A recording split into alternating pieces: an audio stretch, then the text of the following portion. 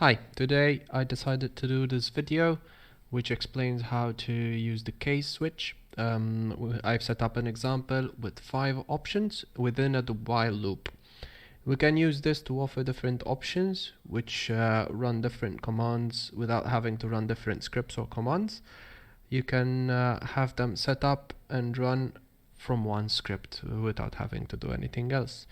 We can use any kind of code within the switch, and it can also ask for user input. Like for example, we have an example within the code itself.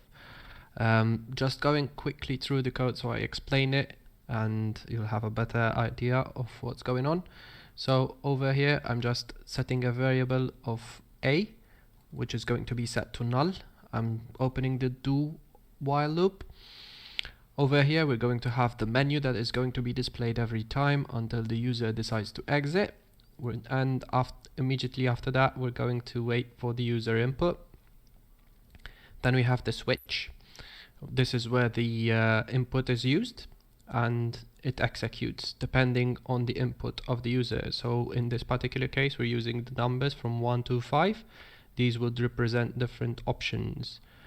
So for example, option 1, it will write host, so it will write on the console these 2 lines and it will get the process with the name of Chrome in this case.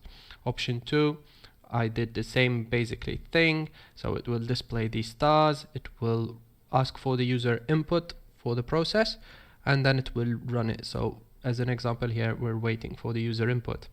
The other 2 options are basically there for you to know that you can do more than one. The last particular option that we have is to quit. So I'm setting the variable a that we have previously set to null, which is going to match the number 999. And the while loop exits as soon as that particular number is set to 999 on the a variable.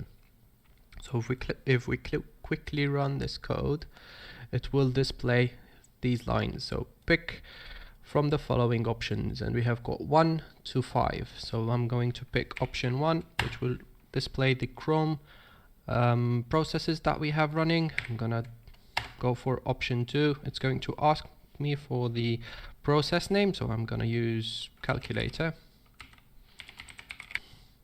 So I'm just gonna hit enter and that will display the calculator process, and I'm just gonna hit number 5, so we exit it, and in fact it displays the stars and it says that we're quitting. The loop has exited as well. We have another example. Basically it's the same loop. The only difference is that we are using actual words in here. So this is just to show you that you can use also wording, not just numbering for this.